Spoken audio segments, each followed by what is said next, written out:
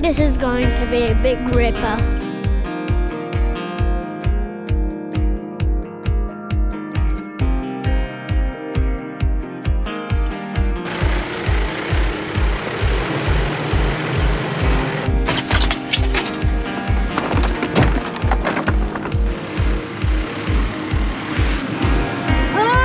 I bet that's going to pick up a lot of pace.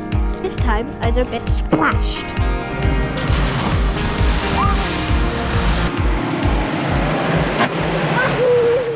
G'day everyone, how are ya? Diesel here from Getting Around Oz Camper Trailer Travelling.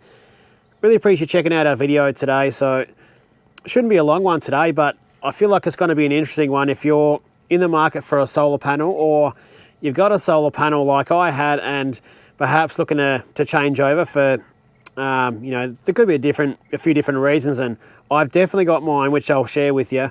But with thanks to iTECHWORLD, I've got this 200 watt here. I've been using it for 2 months. They gave me this one to check out and sort of let you know how I found it. And I'm not going to give you any opinions because I don't feel like that's my place. But what I'm going to do is I'm going to tell you about it, tell you the features of it, tell you what it can do. But I'm going to show you some testing that I've done, and I've tested it in quite a few different scenarios. Pouring rain was the only one I haven't tested in, sorry. And hey, the results are going to be the results, and I'll leave it for you to decide whether you think it's good or whether it's not, and whether you think it's good value for money or not. But at this point, grab yourself a drink, make yourself comfortable. Let's get into it.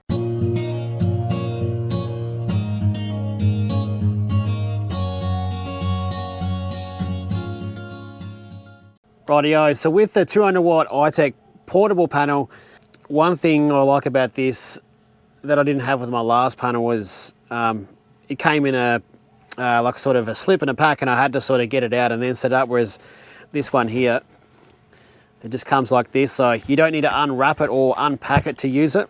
Weight wise, 7.8 kilos. I'll go through the actual surface of the panel once I get him set up here, sorry. Now this is when they say ballistic nylon canvas.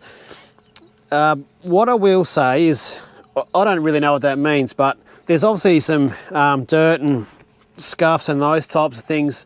We sort of been using this in pretty rough conditions. I stacked it in the camper trailer, pretty rough to be honest with you. I didn't really sort of take a great deal of care of it because at the end of the day it's sort of designed to be able to handle these types of things, and I wanted to, you know, sort of test it out and see what it could handle. But the outside here is sort of handled pretty well. The handle and this stitching all seems to be fairly decent.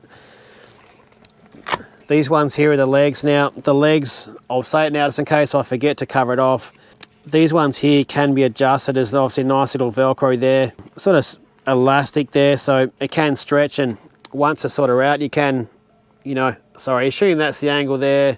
You can sort of, you go down, you know, as far as you need to go to get it sorted. But in the bag here, you do get the instruction manual. I just don't have it here, and I just don't remember where I put it. It comes with a PWM regulator. If you don't have a DC-DC charger on your car or your camper trailer like I do, but the testing I'm going to do testing using this regulator here. Now, the DC-DC chargers that I have MPPT chargers in them, so you get to see the result and the efficiency of each one. It comes with a nice long 5 meter cable. Now, when I was getting this one, I was thinking I'm going to need a longer bloody cable, because if you're new to camping, one thing you realise is when you go to camp, you're normally parking in shade because, you know, it might be hot. But because you're parking in shade, that's not ideal for solar. So normally what you do is you park in shade, keep yourself nice and cool, but you run your solar out to the sun or, you know, the other side of the tree, wherever you are. And 5 meter Anderson cable is a good starting point for that one. Alligator, sorry, I don't know why I struggle with that word. Alligator clip here and an Anderson plug. So again, you would only use this if you're looking to use the regulator here, and it's fairly simple. So what you do is you plug it in there. So in there, which is fixed on there, that's the Anderson plug that connects directly to the panel. But what you would do is connect them on like that. And what the regulator does is it makes sure, all right, put it this way, if you connect this straight to your battery without this, it's likely going to cook your battery, because a battery, you know, likes a certain amount of charge at a certain time, depending on what point of, you know, the charging it is. It does have 2 USB charging ports here as well. Hanging this one up, it is literally on the end here, is where you have these 2 hanging points here, which is sort of where you roll it out. It does have you see there on the sides, it doesn't have any sort of hooks or tags to hang it up, so be aware of that. That cool little picture there tells you about this thing here they call RAPTOR SKIN. So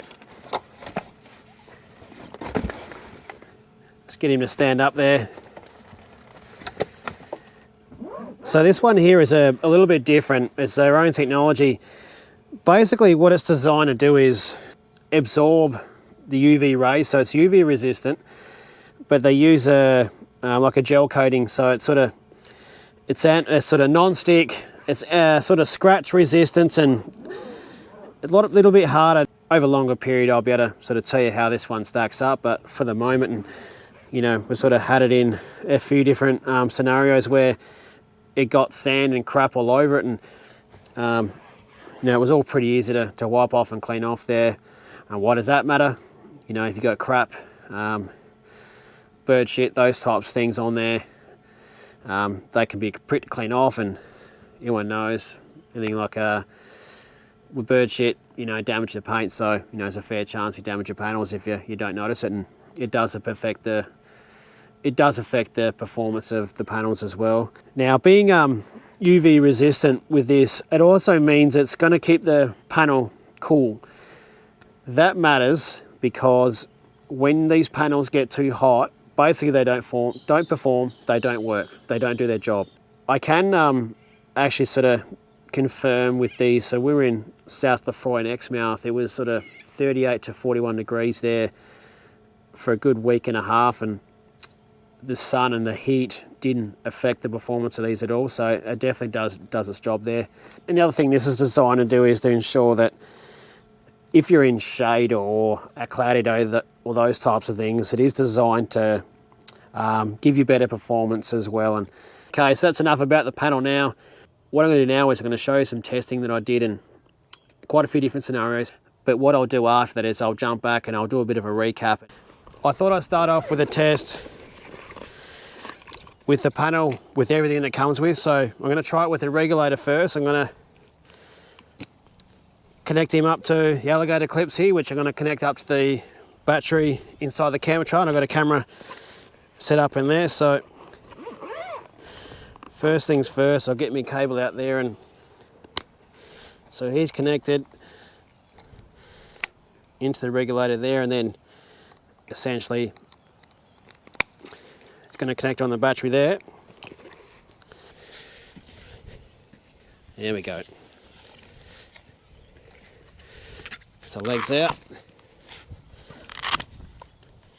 Now conditions here at the moment, I don't think could be better. It's about, well, it's in the mid-20s here. It's about 12:30 in the afternoon. It is a little bit breezy, so I guess a good test of the legs. Not a cloud in the sky at the moment. It's absolutely bloody perfect. So test it up on its legs like this. I am going to test it lying down flat, because the previous test I've done, I'm not sure I'm going to put them in the video or not, but I found it to be getting a better result when it was up on its legs, and I assume it's probably been designed that way. And I'll also do a test with one covered, with two covered, with three covered. Make sure he's on there nice and firmly. Okay, so 3 panels are covered there, and we're getting, what's that, 1.65 amps and about 21 watts of power. Then we got 2 panels exposed, 2 covered. And we're looking at just shy of 3.9 amps up the top left there, and then around 50 watts.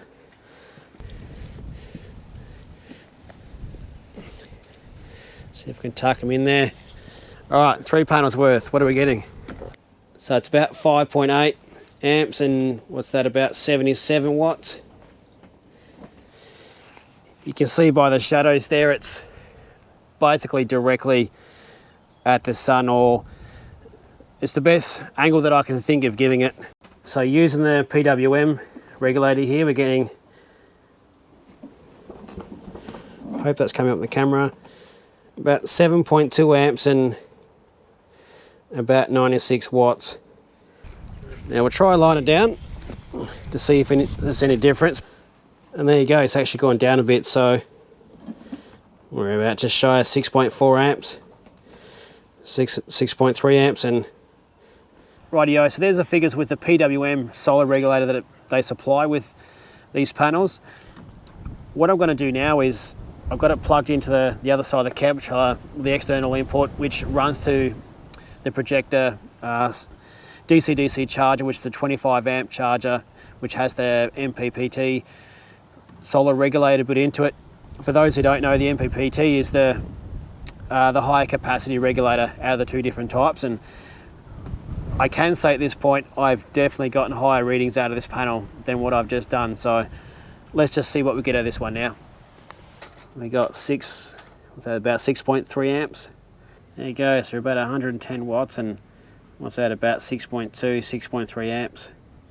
Rightio, so that concludes my testing here today, and what I'm going to show you now is some testing I did on a recent trip. Now, I tested this in 2 spots in particular. The first one was at South Lefroy, where we spent some time in Exmouth, and the temperature in both days was 39 and 40 degrees, about that, or within a couple of degrees sort of close to that. And I'm unsure whether temperatures sort of played a part in what I'm finding today versus what I've actually found, because the figures were definitely higher on the testing that I have done. And I tested a few different scenarios. So I had a cloudy day, I had a day where it was cloudy and sunny, and I got the figures from both those.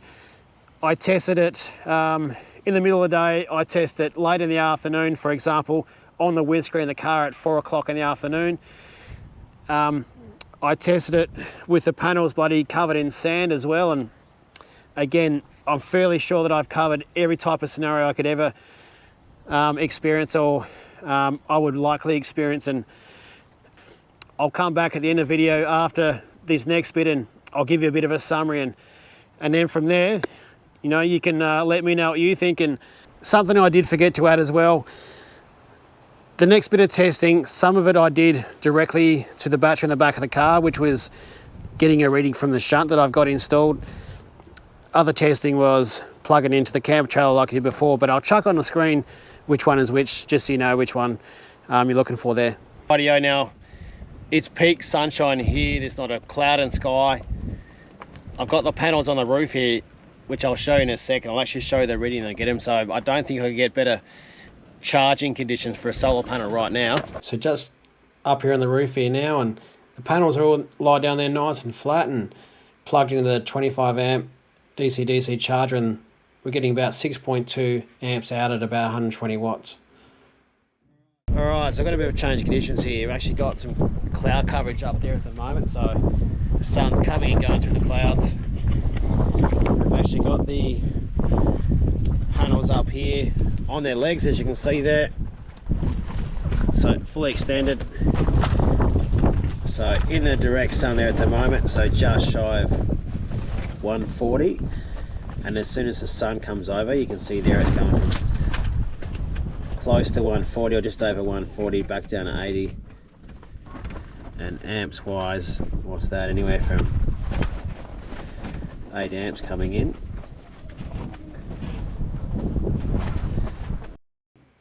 So this is an Exmouth now. The panels are pretty dirty there, and you can see the bottom corner there, the panel is slightly blocked, and it's about 4 p.m. in the afternoon, and the reading from the shunt I'm getting is 7.2 amps. Rightio, so there you go. So all my testing's done, and you've seen all the numbers for yourself, and I guess the only thing I'll sort of add is it's obvious it depends on where you are and how close you are to the sun, and whether northern hemisphere, southern hemisphere, time of the year.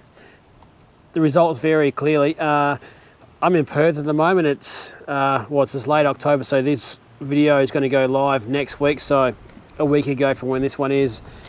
In WA, whether you get different readings in summer versus winter or spring or whatever it is, I don't know, but hey, the numbers are what they are. And what I noticed was with the panels, so you got the 4 panels, essentially if one gets covered or 2 gets covered or 3 gets covered, look at it like this: each panel will give you 25%, sorry. So you cover 1, you get 75% return, cover 2, you get 50% return, and those types of things. The testing I did today, I got a better return when it was standing up on its legs as opposed to flat down on its back. So the best return I managed to get was 9.7 amps, or for those that are interested, 146 watts. Under cloud, the best return I got was 5 amps. Now when I was in Exmouth, this was the reading off the shunt. When the panels were dirty, covered with sand, 4 o'clock in the afternoon, I was still getting 7.2 amps, which is I feel like it's a pretty good return. And there you go. Let me know in the comments what you think. There is a discount code in the description of this video, so if you have any questions at all, let us know, and would love to hear your thoughts and what you found. So I reckon I might wrap him up here now. I hope that was helpful for you if you're on a journey to buying your first panel, or maybe considering changing panels. And my personal experience after the 2 months of using these is I found them to be reliable, and they do everything I need. And hey, if they can do the same for you, then that's a bonus, isn't it? And if you want to support us, drop a like on the video. It really helps us out. And back to the trip videos next week. And thanks for sticking with us. I'm Diesel for Getting Around Oz, camper trailer traveling. Hooroo. And I'll see if I can get this out the right way, because I always get it the wrong way. Quick think.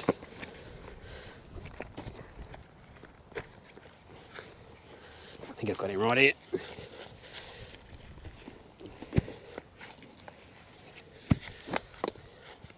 Nah, I've just done it the wrong way. I thought I was being clever too and thinking about it.